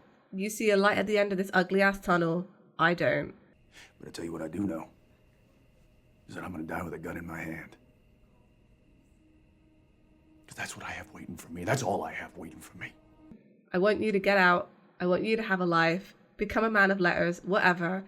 You with a wife and kids and grandkids living till you're fat and bald and chugging Viagra. That is my perfect ending. And it's the only one that I'm gonna get. So if I'm going to do these trials, I'm going to do them alone. End of story. You're staying here. I'm going out there. If land shark comes knocking, love that. Mm-hmm. If you call me, if you don't try to follow me, I'm going to put a bullet in your damn leg. Oof. And then he leaves. Yeah. Let's just go through this. I don't know how to go through it again. Like, I'm just going to say it one more time because I feel like we went through the beginning. This character is saying, my perfect ending is me dying and you carrying on. Yes. And then that happens. Yes. And I just think that's wrong. I just think that you cannot have a hero character, because that's what Dean is a hero character, saying that what is waiting for me, no matter how long that wait is a death with a gun in my hand. Yeah. Like, that's, you can't have your character predicting that. No, I think, I think you're right. I reckon they looked at this and thought, do you know it'd be like really brave of us to write? What if he was right all along, that he, dies hunting and then Sam's happy because that's what he wanted? Like, I don't. Maybe I'm just really wrong on this. Like, is there anybody who thinks, I mean, there are people who think it's a good character arc. I genuinely actually would just like someone to sit down and explain that to me. I would listen because I'm a respectful person. Like, well, here's the thing. Also, Dean is being very selfish with this. It's selfish as well. Yeah, you're right. He's saying that, like, I will die, you will live, you will have this life where you'll have a wife and kids and grandkids. You will live you will live that life for me because that is perfect for me. Like, you can't project your wishes onto somebody else after sacrificing yourself in such a silly way. And we've touched on this before because we focus a lot on Dean in this, but like, this is leaving Sam after this speech, because this is a speech he's never going to really forget. At the end of Supernatural, like, he goes and gets his wife and kids, but he's left his whole life knowing that Dean basically died for him to have that. Mm-hmm. Right? Because he would never, like, this is what Dean wanted. He wanted to die, and then Sam to go on and live his life. And it didn't necessarily have to be apple pie life here. He's actually saying, like, you could, whatever you want to do, like man of letters, wife and kids, whatever you want, just want you to be happy, essentially. But I don't think he doesn't say that. He doesn't explicitly say that he wants Sam to be happy. He just says, have wife and kids. Like, he says that you can see a way out of this tunnel. Yeah. But that's, if anything, Sam is the one that gets the character development over the next 7 seasons. Yeah, that's true. Because I don't think he does, like, I think at the end of Supernatural, Sam doesn't see the end of the tunnel anymore. No. And that's why he leaves. Mm-hmm. And I think you can respect his choice to leave. Like, again, whatever he needed to do. But I don't know how I don't know I could live a happy life knowing that, like, you know, my brother basically sacrificed himself for my ending. Like, it's just what? For, let's be honest, no real reason. No. In the end, no real reason. Like, I don't. And again, like, none of this is sort of like touched upon because we see Sam's life through a montage of moments. There's no part of him having to like live with that. Of, I don't know. It's just, you're right. It's selfish. Who knows what Sam wanted? But the moment that Dean died at the end of season 15, he had to go and basically do something else because that's what Dean wanted. There's no way he could have carried on being a hunter if he'd wanted that, because that's not what Dean wanted. So he was forced to make that choice as well. Exactly. Yeah. And this is what, but then it didn't have to be this way. Like, I feel no. So there's one thing I don't particularly like in storytelling with, like, I don't always love an epilogue, right? Yeah. But I feel like they should have just done an epilogue episode, not even tried to continue on what they have already done. And it kind of was, but like really an intentional epilogue, so that like we're seeing a generation in the time that at the end, like the end of Supernatural was 1519. That was the end of Supernatural. It was, yes. Then 1520 was an epilogue, and they should have kept it as a, like, they could have just been both old, like, do Bicentennial Man if you've ever seen the end of that movie. Yeah. Just do that. Just do that. Yeah. It could have, like, this is it. I mean, I don't know. Yeah. Like, I've said it all before. I don't think it was a good choice to kill Dean off. I will never think it was a good choice to kill him off, because he was just saying time and time again that he wanted to be killed off, and then the writers were like, okay, like, it's so weird, and it's so weirdly like fourth wall breaking too, that you actively have a character that's like, I want to be killed off, like I want, you know. In a show that's fourth wall breaking is very strange. I think that's it as well, right? Yeah. It's because we know the fourth wall is there because of Chuck. Like, I think it makes it even stranger for it to like happen. I think this, going kind of back a little bit to the Roadrunner like cartoon episode, I think having Dean, you know, die in a car crash would have been better than what we got. And then, like, at least that way, when he's driving in heaven, it's like a continuous thing. At least that's why the car's there. Yeah. No, I don't. Here's my other theory. I literally just thought of this, and this is kind of out there. Is this the Supernatural Jack's ending? Right? Because Jack is a literal child, right? And I'm very sure that he was aware while he was spending time with them that Dean always wanted Sam to go be happy. Like, I bet he said this speech in a number of different ways while Jack overheard him. So, and because Jack is like a literal child, he just took Dean at his word. And that's why that epilogue is just Jack playing out for Dean what Dean told him was his perfect ending, without the understanding that, like, it wasn't a good ending for him. You know? It's literal.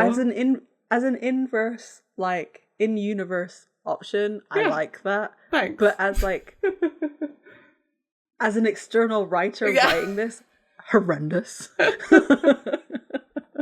Oh, I don't know what else to say about this. I do feel trapped in the narrative of this show, and I think the characters do too. Yeah. Yeah, And it gets worse from here. it does. Yeah. It's so interesting because they are literally trapped in a narrative because of Chuck as well. Like, there's the whole not having any character development thing. Maybe is, and like there's an in-universe reason for that too, right? Because it's just Chuck basically resetting them when the next big bad comes along for his own amusement. Like, it all makes sense when you have a kind of meta character like that. And again, it doesn't point to the fact that they won anything at the end then. No. If they're still trapped. There's so many layers to how you can look at Supernatural. Like, especially when you bring in the fact that it's all written by a god character and that they are just heroes in a story of his own making. Because what also doesn't make sense, right? Yeah. Is that, I mean, we don't know anything about Sam's family at the end of Supernatural. So we don't know if his wife is still around when he's died or what have you. No. But like, there's this implied ending for Dean that Sam comes back to him at that moment and they go driving around. But if you wanted him to have his life without you, you don't think he wants to go and it seems like it was instant, right? That was what Bobby was saying, that like it won't feel that like it's that long. Yeah. So you're telling me that Sam's gonna like abandon his family? I don't know. Like, the idea that they talk about is that this would have been a whole reunion scene in the Roadhouse too, right? So I assume it's a very much like, oh, your friends and family are there in the Roadhouse. This is this is how you all get back together at the end of the story. And I kind of don't know how I would have felt about that either. I think it would have been better. Better than what we got, but still not good. Yeah. Like they could have done like a montage of both of their lives. Yeah. And I would have been fine. And then like at the end still have them drive off. Like whatever. Fine. But they got to live their lives until they were old. I wanted that. And then you can still have the whole meet up in heaven situation, right? Because you have a really nice moment with Bobby where he's like, you did it, kids. You saved the world and you managed to live your life. Like, I can picture him saying that. And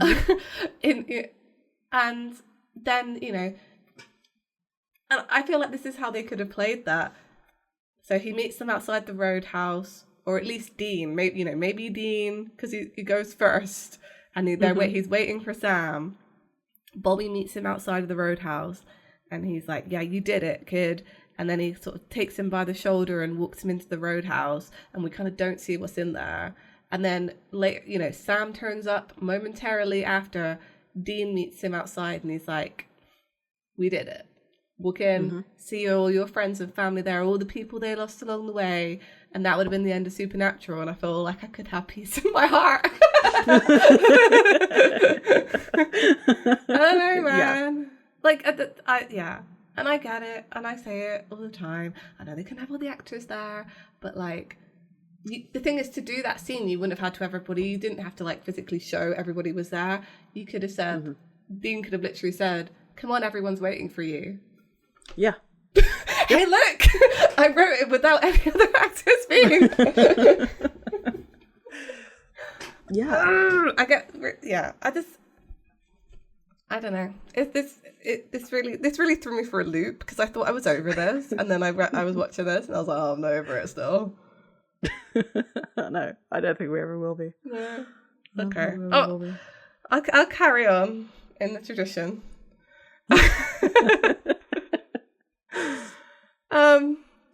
So Dean storms off after making this hella speech, and he pulls the glasses out, and like for some reason it now looks like night vision goggles. I don't know why Holy Oil would do that, but okay. But well, they're scorched, right? It would make no difference. It would make no difference. They're magic now. He hears some music, and it's the song I don't want anybody else. I love this song so much. Me too. It's such a good song. Me too. And he takes the glasses off and goes inside, and we don't see who's in there right now because we cut back to Sam. Sam's wearing his glasses too, and he's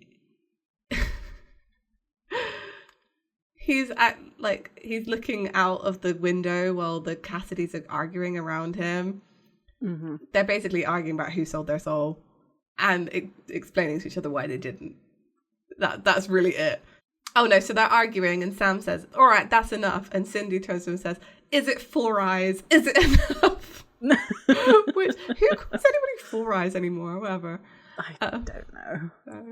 And Noah's like, I don't know why you even think one of us made a deal. And Sam's like, because of the oil. Like, duh. Yeah. And Alice says, Margie used to say that if we were rich, we'd all be happy. And yeah, you're right. It was explained that she did that. And Noah's like, yeah, sure, we're happy. So she wished for their money, not for their happiness. Yes. Yeah. Yeah. Dean, then we come back to Dean. He goes into the barn, or he walks up to the door of the barn, and it's Ellie dancing. She's drinking. She's having a time. Dean turns off her music, which is like rude. Well, he needs to hear if the hellhound's coming. Yeah, fine. Okay, fine. And Ellie's like, I agree. Yeah, I would never turn off anybody's music. Not even in a life and death situation. Maybe I would actually, to be fair. You're not one of those people that turns down music to reverse your car? Yeah, I don't know. I need music to think. I am a fool. I blast in very loud tunes all the time in my car, to be honest.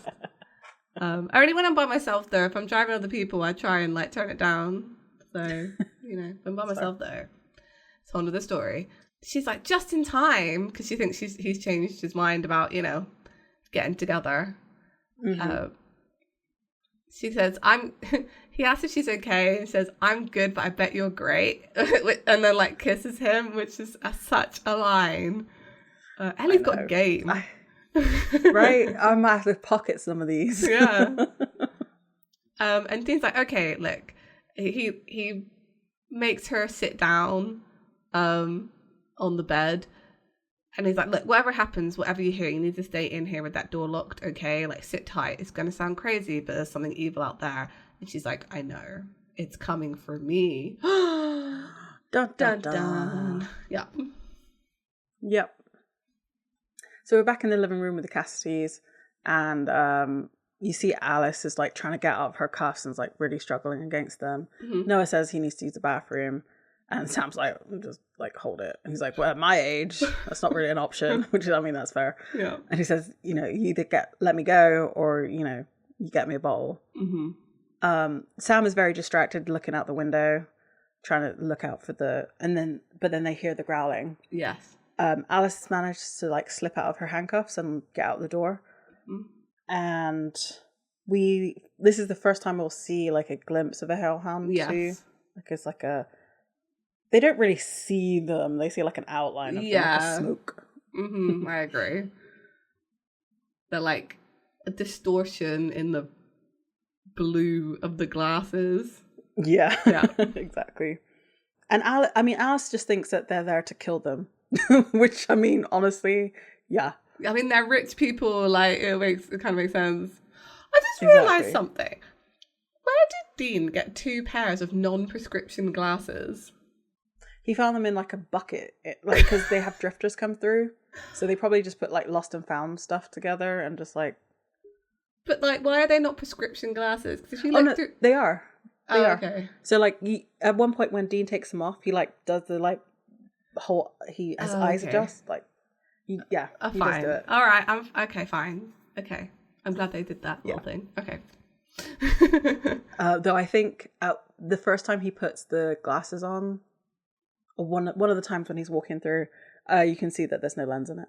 Oh yeah, well there's no reflection of it. Yeah. No. I mean, I am of the glasses crew, and have been told you cannot correctly film or photograph my glasses because they're just too strong. They're just too strong. Oh dear. Yeah. Because Sam even takes his... no, he doesn't take his glasses off. Maybe No. maybe they actually do need glasses. Maybe they do So, need like, glasses. Sam... I imagine they're just a very low reading prescription or something. Yeah, Yeah. more than likely. Fine. Yeah, because Alice is yelling like, "Please don't hurt my family." He says, "I'm not. I'm trying to help you." And then we hear more like growling and barking. Mm-hmm. And he tells her to get into the house. We then go back to Ellie's room, and they're now sat on the bed, and we get a bit more of Ellie's backstory, saying that like her parents had split, and her mother had gotten a job at the farm, and that was before the Cassidys had money. So they had a farm, but it wasn't successful, and it was the best that she could do, and that Ellie had grown up on this farm.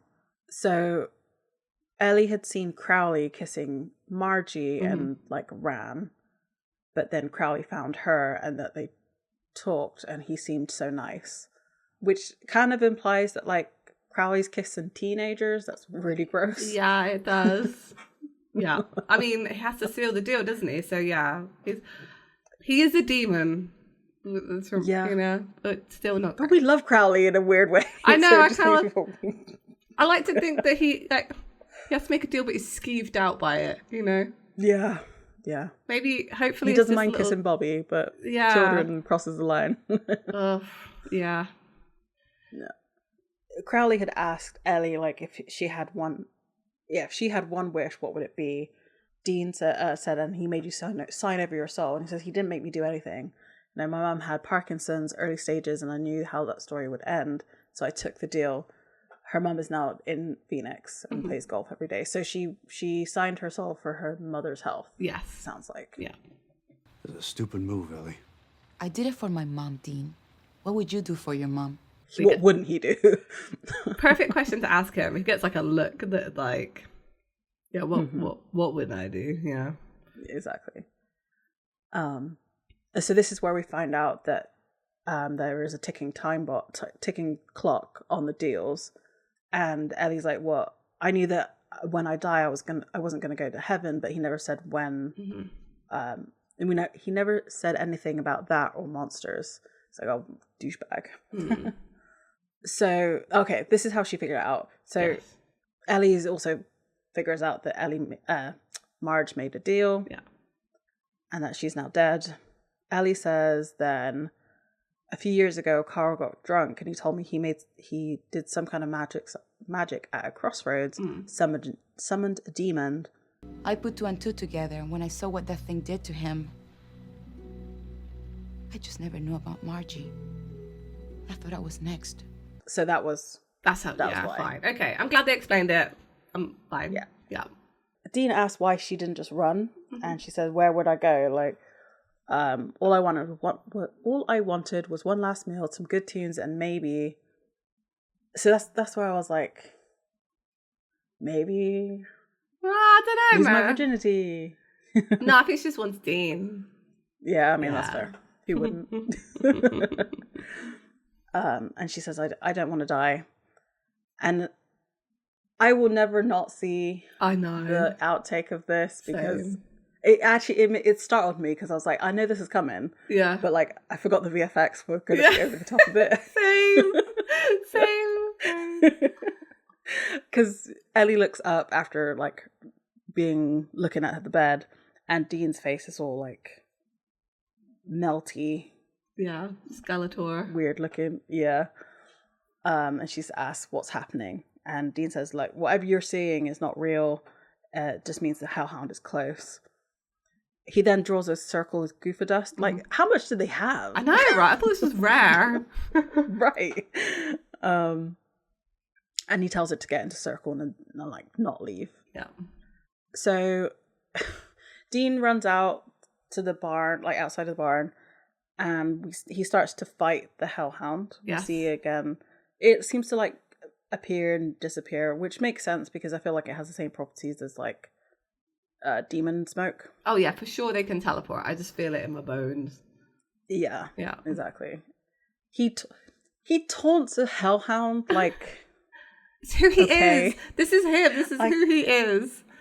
Yeah, fine. Because he says, so you're Crowley's bitch. I'm like, it's a dog. It's a dog. It's a dog. Dog doesn't understand you, but yeah, fine. It's making himself feel better about it. This is true. Again, it's that like hype up, right? Yeah, precisely. Exactly. And says, what are you waiting for? Come get it. So the Hellhound attacks Dean. And not only does he drop the knife, he also drops his glasses. And I'm like, Dean, how are you ever going to do these trials if you can't even keep glasses on your face and a weapon in your hand? Yeah, the glass on the face thing's not hard. As a person who falls over regularly, I've never lost my glasses and fallen over. They always stay on my face. Yeah. I mean, granted, my glasses are made for my face to stay on my face. That's and true. These are not. Yeah. But recently, I did have my glasses get knocked off my face. Well, no, they didn't get knocked off my face. They got knocked off, but they stayed on my ear. Oh, yeah, that's my happened to me ears. as well. I know exactly what you mean. Yeah. So, and it bent them, so I had to go get them fixed. But anyway, he just bungee cord everything. Yeah, I know. They should have put the little granny straps on them. I want some of those. Yep. I feel like I'm at a time in my life where I need a granny cord on my glasses. So since Dean was making a hullabaloo, Yeah. Sam comes running into the barn. The Hellhound is on top of Dean, essentially. Yeah. Or getting very close. Sam shoots the Hellhound through the door, comes over, they have a little tussle. Somehow Sam's on his back, like choking the I want to call it a dog. I know it's not a dog, but a Hellhound. Yeah. He has now grabbed the knife as well, and he stabs it in the neck and forces it to disembowel this Hellhound and gets covered in like goo. Hellhound gook. Yeah, it's nasty. It's like chunky. It's nasty. Yeah, it's pretty gross, and they both like collapse to the ground. Yeah. And so Dean has like a pretty nasty like gash on his side. Yeah, Hellhounds is just not it for him. I think he should try and stop fighting them. Yeah. He can't get over his fear of dogs just yet. No, it's not time. It's not time. So yeah, Sam did the thing. We come back and we're in Ellie's room, still nighttime. We can see that Dean's patched himself up and Ellie's like, you need to go to a hospital. And Dean says, I've had worse. And she looks at Sam and he's just still covered in like drying blood. And he just said, yeah, he's had worse. Which he has specifically had worse from a Hellhound. Yeah. I didn't even take it that way, but yes, actually, you're completely correct. So she asked what's up for her, and Dean's made her a hex bag and told her to start running. So if Crowley can't find you, then he won't be able to sick another mutt on you. She says, so I'm not going to hell? And Dean says, not on my watch. Will you give us a minute? And then Ellie's like, sure. So he's just kind of promised her that she's not going to hell. And Sam does mention that too. So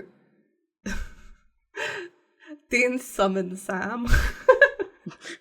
It's like, come over here. Sam says, Dean, if she can dodge Crowley, like as soon as Ellie dies, her soul is still earmarked for hell. And Dean's like, well, not if we shut it down first. I'm like, that is a technicality, Dean. I feel like she needs more information. But also, like, I don't think she needs the fear of going to hell to ruin the rest of her life as well. I don't know. Yeah. It's a kindness, I think. In my headcanon, she makes it like a month. You think so? Yeah. Yeah. I feel bad we don't know what happens to her. And it's sad that like the deal that was made was not a proper one, I don't think. It sounds like he just like granted a wish versus sealed a deal. But there's no, like, we've had this with Bella as well. Like, she made a wish in good faith for something that she really needed, right? And that she still got taken to hell. And then they kind of like were happy about it. And I was like, oh my God, no, because you don't know the whole story. Yeah. No. Though, I mean, with Bella's storyline, it was a bit like of a shock though. They just wanted to like write out her character. That's true. And like make her sympathetic for this one moment, whereas up until then she was kind of an antagonist for them. Yeah, that's true. But yeah, there's no scruples with demon deals. I think that's the main thing we know. Yeah. Sam says, well, you know, the spell's not going to work for you, Dean. Dean tries it anyway. He does the Enochian that's on the piece of paper. Nothing happens. And he's like, doesn't matter, like, we'll track down another hellhound and I'll kill it. And Sam's like, no. You know, I passed the test and I'm doing the rest of them. Dean's not having it. And Sam's like, no, I'm closing the gates. And then he says... Closing the gates. It's a suicide mission for you. Sam. I want to slam hell shut too, okay? But I want to survive it. I want to live. And so should you. You have friends up here, family. I mean, hell, you've even got your own room now. You were right, okay? I see light at the end of this tunnel. And I'm sorry you don't. I am. But it's there. And if you come with me, I can take you to it. I love Sam for this. This was... Yeah. And this is what I mean about, like... This is the arc, right? This is Sam saving Dean. Mm-hmm. And again, this should have been the end. Like, Sam should have saved him from, like, going out the way he wanted to. Mm-hmm. I think. It would have been a good story arc for Sam, too. And for both of them. To bring them a bit, like, closer together. I don't know. Mm-hmm. Because 1519 had such a good moment of them both, right? Yeah, they're together, they're beaten down, they seem to be in their last moments together, and then Jack saves them. Yeah.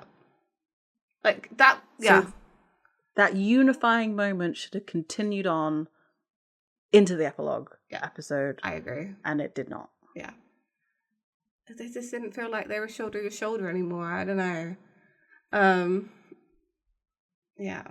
Sam also wants Dean to live. Like, he wants him to get his happy ending too. Mm-hmm. So Dean's like, Sam, be smart. I am smart, and so are you. You're not a grunt, Dean. You're a genius. When it comes to lore, you're the best damn hunter I have ever seen. Better than me? Better than Dad? I believe in you, Dean. So please, believe in me too. Again, excellent speech from Sam. This was sorely needed, and kind of says the things we say about Dean of like, Sam's very aware of how Dean sees himself, and I think Dean needs to hear it more often that he's not what he thinks he is. Dean also needs to hear that Sam is his own person as well. So, like, Dean is still has that mentality because, you know, you have 18 years of someone telling you, protect this person, protect this person. That's not an easy thing just to be turned off. Mm-hmm. So I think, and then on top of that, you have, and we had this earlier with the coin episode, that Dean is still holding on to all of Sam's mistakes. Yes. As a reflection of his failures as well. Like, it again takes on that, like, selfish turn to it. But he doesn't let Sam have autonomy of himself and, like, let Sam have the bad decisions. Yeah. And this is what Sam is asking of him. It's just like, no, like, I see you as this great person, like, better than Dad. Mm-hmm. And I want that greatness to reflect on me now. Yes, I think you're right. Yeah, you're so right about that.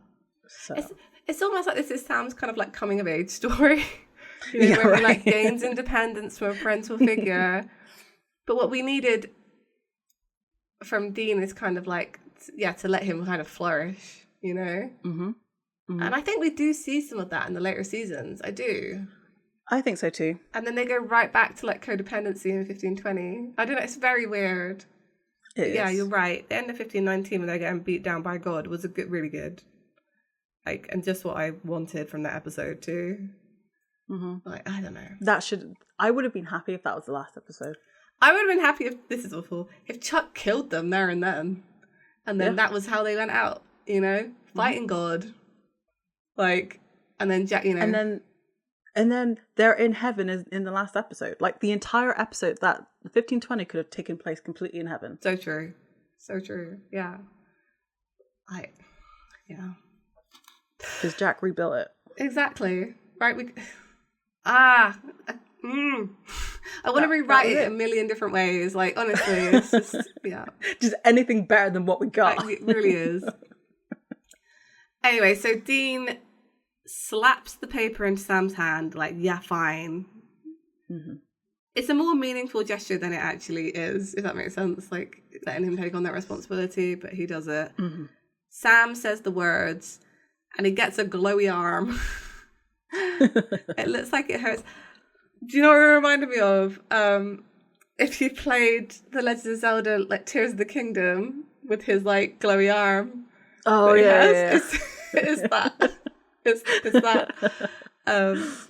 So yeah, there's something going on with Sam's arm, his right arm specifically, and it looks painful, but then it passes. And Sam says, "I'm good. I'm okay. I can do this." And that's it, really. We just sort of see Dean like, okay, he did the first trial. Yep. Before the end credits. Mm-hmm. So yeah, the trials have begun. Bum, bum, bum. They have begun. I'm sure we won't get another one for like 2 more episodes.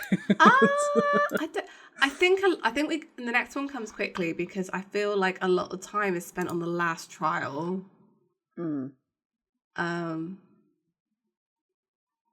trying to think. But yeah. This episode was good. It was frustrating, but it was good. If I didn't know how Supernatural ends, I would have been much happier with this episode. Yeah, I agree.